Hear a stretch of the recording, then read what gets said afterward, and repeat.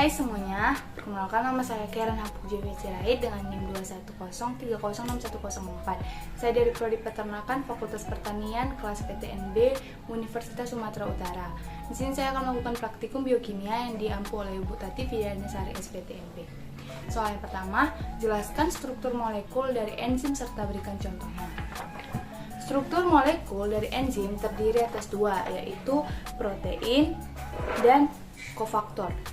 Enzim biasanya disebut dengan holoenzim dikarenakan enzim memiliki struktur yang sempurna dan juga aktif mengkatalis bersama logam. Lalu kita akan masuk ke struktur yang pertama, yaitu protein. Pada protein biasa sering disebut dengan apoenzim. Pada apoenzim ini bersifat dominan pada enzim dan mudah dipengaruhi oleh suhu dan juga pH. Lalu yang kedua ada kofaktor. Kofaktor ini berfungsi sebagai katalis yang mampu meningkatkan kerja enzim. Sedangkan ion organik dalam gugus prostetik disebut koenzim, yang berfungsi untuk memindahkan zat kimia dari satu enzim ke enzim yang lain. Kofaktor dibedakan menjadi dua, yaitu molekul atau organik atau yang disebut dengan vitamin, di mana senyawa kovalen akan berikatan dengan enzim, dan kedua ada gugus prostetik atau mineral. Contoh enzimnya yaitu amilase, tripsin, lipase, DNA polimerase dan lainnya. Soal yang kedua, jelaskan dua model cara enzim bekerja. Yang pertama ada model kunci atau lock and key, di mana suatu enzim hanya bisa berikatan dengan satu substrat saja pada sisi aktifnya. Gembok diibaratkan enzim dan substrat, diibaratkan kunci. Lalu enzim dan substrat tersebut berikatan menjadi kompleks, enzim substrat. Substrat akan diubah menjadi produk, lalu dia akan lepas dari enzim. Lalu yang kedua ada model kecocokan terinduksi, di mana kofaktor akan berikatan dengan sisi alosterik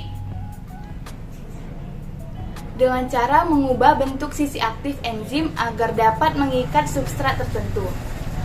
Setelah itu, substrat akan diubah menjadi produk dan lepas dari enzim. Soal yang nomor 3, jelaskan klasifikasi enzim secara internasional dan berikan contoh enzimnya. Yang pertama ada oksidoreduktase. Enzim oksidoreduktase adalah enzim yang dapat mengkatalis reaksi oksidasi atau reduksi suatu bahan. Contohnya adalah alkohol dehidrogenase. Yang kedua ada transferase. Enzim transferase adalah enzim yang ikut serta dalam reaksi pemindahan atau transfer suatu radial atau gugus. Contohnya heksokinase.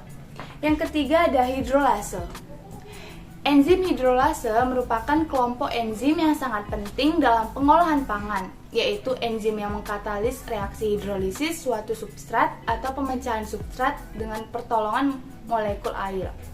Contohnya tripsin. Dan yang keempat ada liase. Enzim liase adalah enzim yang aktif dalam pemecahan ikatan C5C, ikatan C50 dengan tidak menggunakan molekul air. Contohnya pirufat dekarboksilase. Dan yang kelima ada isomerase. Enzim isomerase adalah enzim yang mengkatalisasi reaksi perubahan konfigurasi molekul dengan cara pengaturan kembali atom-atom substrat sehingga dihasilkan molekul yang baru. Contohnya maleat isomerase. Dan yang terakhir ada ligase. Enzim ligase adalah enzim yang mengkatalis pembentukan ikatan-ikatan tertentu. Contohnya pirufat karboksilase. Soal yang keempat, jelaskan sifat-sifat dari enzim. Yang pertama, enzim sebagai katalisator. Enzim merupakan katalis yang dapat mengubah laju reaksi tanpa ikut bereaksi. Yang kedua, enzim itu suatu protein. Struktur dari suatu enzim tidak lain adalah protein, karena aktivitas katalitiknya bergantung pada integritas strukturnya sebagai protein. Walaupun ada beberapa senyawa yang dapat bertindak sebagai katalis, misalnya RNA. Yang ketiga, ada enzim itu khusus. Fungsi enzim itu tertentu. Tiap perubahan zat tertentu diperlukan suatu jenis enzim tertentu pula.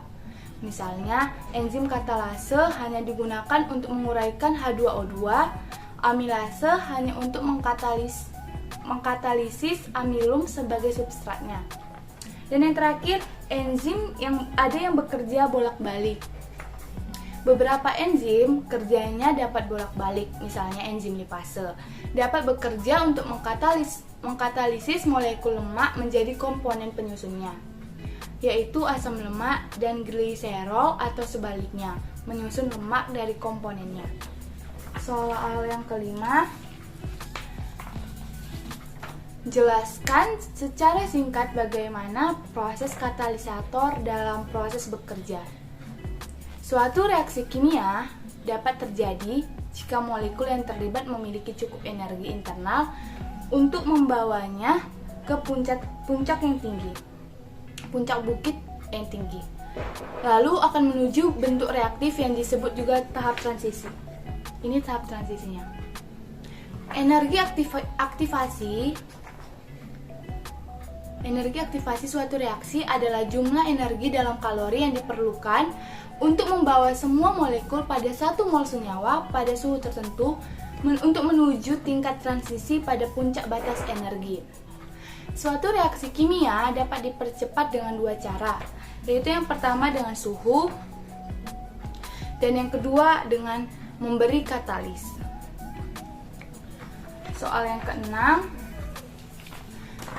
jelaskan faktor yang mempengaruhi kerja enzim dan berikan contohnya. Yang pertama ada suhu. Kerja suatu enzim sangat dipengaruhi suhu lingkungannya. Setiap kenaikan suhu 10 derajat Celcius, kecepatan enzim akan menjadi 2 kali lipat. Lalu ada pH. Semua enzim peka terhadap perubahan pH dan non-aktif pada lingkungan pH sangat rendah atau disebut dengan asam kuat, dan pH tinggi atau basa kuat. Contoh, enzim pepsin memiliki pH optimum 2, sedangkan enzim tripsin memiliki pH optimum 8,5. Lalu yang terakhir ada konsentrasi enzim. Konsentrasi enzim, substrat, dan kofaktor. Jika pH dan suhu suatu sistem enzim adalah konstan dan jumlah substrat berlebihan, maka laju reaksi adalah sebanding dengan jumlah enzim yang ada.